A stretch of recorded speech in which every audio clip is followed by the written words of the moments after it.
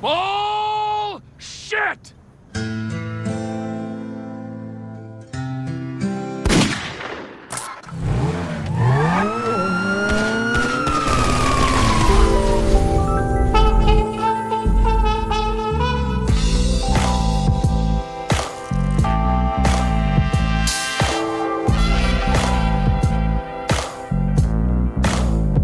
Ouh, alors attention, vous la sentez pas, cette petite dose de GTA V dans cette vidéo là? Parce qu'à un moment donné, je veux bien qu'on parle de Trevor ou de Simon, mais là on parle de Stephen Hogg. Ce n'est plus une vérité, là c'est un hommage à la personne. Dans toute grande série, je pars du principe qu'on a toujours ce personnage typiquement écrit pour un acteur en particulier. Ce genre de mec capable de te sauver n'importe quelle situation. Et drôle de coïncidence, la vérité du jour parlera de l'homme qui sauva en grande partie les saisons 7 et 8 de Walking Dead, en s'imposant comme le véritable bad guy d'Oratoire, Simon. Alors bien connu du grand public pour son rôle de Trevor dans GTA V, vous serez pas vraiment étonné du coup de voir que cette vérité aura forcément des airs de Los Santos pour Stephen Hogg. Car Simon, de sa première apparition à son final époustouflant contre Negan, fut une véritable révélation pour le show d'EMC, et une révélation sur la durée. Qu'on l'aime ou qu'on le déteste, il avait cette tendance à se rendre détestable aussi bien dans sa condition d'homme de l'ombre que dans ses tentatives de devenir un patron capable de finir le travail. Présenté comme une réelle menace dès le final de la saison 6, le moustachu le plus connu de l'apocalypse fut l'homme capable de mettre un mot sur chacune des situations que nous proposait Walking Dead ces 2 dernières années. Vicieux, incisif, prêt à tout pour faire passer le message de son leader en bonne et due forme, Simon personnifiait presque une saison 7 placée sous le signe de la soumission. Peu présent sur l'ensemble de la saison, il se distingue toutefois par un duo improbable avec Gregory, dont les deux attitudes atypiques offrent aux spectateurs cette étrange sensation d'une crainte environnante. Oui, Simon adopte une attitude cynique, provocante, capable de rappeler au bon souvenir d'un Negan effrayant avec subtilité, position qu'il accentuera par la suite afin de gagner le respect de ses hommes.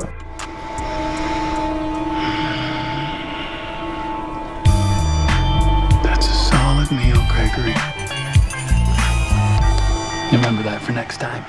Et l'un des grands avantages du bonhomme, c'était son écriture. Laissé à l'écart pour permettre à Negan de s'exprimer, chacune de ses apparitions fascine car inattendue auparavant, que ce soit pour le spectateur qui confirme ses craintes vis-à-vis de Sauveur présent sur tous les fronts, mais aussi pour les personnages eux-mêmes. Les sorties de Simon étaient pertinentes, apportant un réel impact au scénario pour Rick, se distinguant d'un Negan qui, lui, était beaucoup plus nuancé dans son attitude, différence qui feront par la suite de Simon le véritable salopard du show. Là, on commence à sentir un petit peu la douille. Dig deep. Go the extra mile. Take some risks. We will.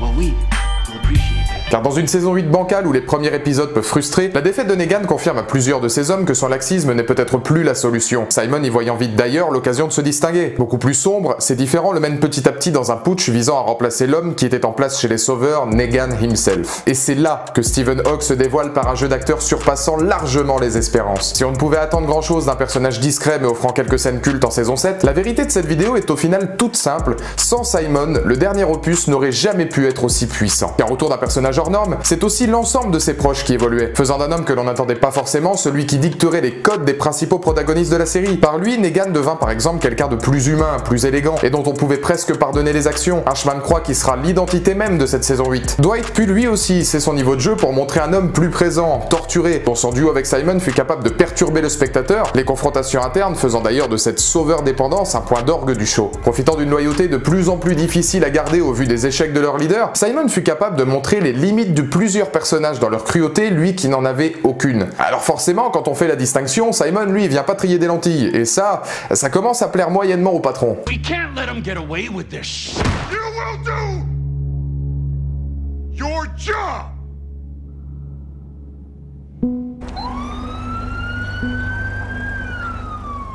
Et c'est là que la question se pose. C'était qui le patron? Peut-on objectivement dire que Simon aurait pu survivre? Pour moi, son personnage fut une merveille d'un début discret à un final explosif, ponctué par des scènes marquantes permettant à une série en demi-teinte de garder ses lettres de noblesse. Mention spéciale à son passage remarqué du côté des Garbage Kids, symbole d'un point de non-retour franchi où l'ultime confrontation entre les deux hommes forts de la saison devenait inévitable. Oui, Simon apporta exactement ce qu'il fallait à la série pour y trouver du neuf, et s'imposer comme l'axe le plus intéressant du show. Alors par contre, oui, c'est sûr, quand tu balances un génocide dans un calme olympien, t'atteins forcément les 4 étoiles de recherche GTA sans problème. Light it up, gents. Light it up now! Pump your feet up, sit le roi des fils de pute. Mais aussi bon pouvait-il être, je pense qu'il devait mourir pour ne pas tirer la corde et boucler une boucle magistrale le concernant. Sa mort dans une scène emblématique filmée comme un combat des chefs était de loin la meilleure option pour conclure un immense personnage et prouver au monde entier que si l'absence d'un Stephen Hogg impérial manquera, le patron resterait Monsieur Jeffrey Dean Morgan.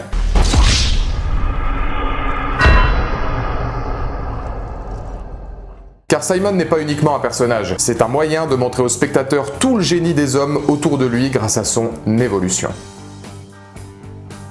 Et au final, c'est pour toutes ces raisons que j'adorais le personnage de Simon. Que l'on aime ou qu'on déteste ce personnage, c'était quelqu'un qui laissait pas indifférent. C'est vraiment la marque pour moi des grands personnages, quelqu'un que l'on adore détester, que l'on veut voir survivre corps et âme même si c'est le dernier des enfoirés, ou alors qu'on veut vraiment voir mourir dans des conditions atroces de la main de Negan ou quoi que ce soit, parce qu'on a adoré le détester. Simon et surtout Stephen Hogg, et je tiens encore une fois à le dire, c'est vraiment un acteur exceptionnel que j'ai hâte de retrouver dans d'autres projets, parce qu'il a réussi à faire de cette saison 8 un petit peu en dents de scie quelque chose de sympathique, voire même de très puissant sur les derniers épisodes. Son épisode final à Stephen Hogg était presque un meilleur season final, il aurait été un meilleur season final que le calamiteux épisode 16 de la saison 8. Il a porté sur ses épaules toute cette saison 8. Et vous dans les commentaires ci-dessous, n'hésitez pas à me donner votre point de vue. Qu'est-ce que vous pensiez de Simon? Est-ce que pour vous c'était aussi l'un des atouts numéro 1 de ces dernières saisons de Walking Dead? N'hésitez pas à me le dire et d'ici là on se retrouve dans pas longtemps pour une nouvelle vidéo, nouvelles aventures.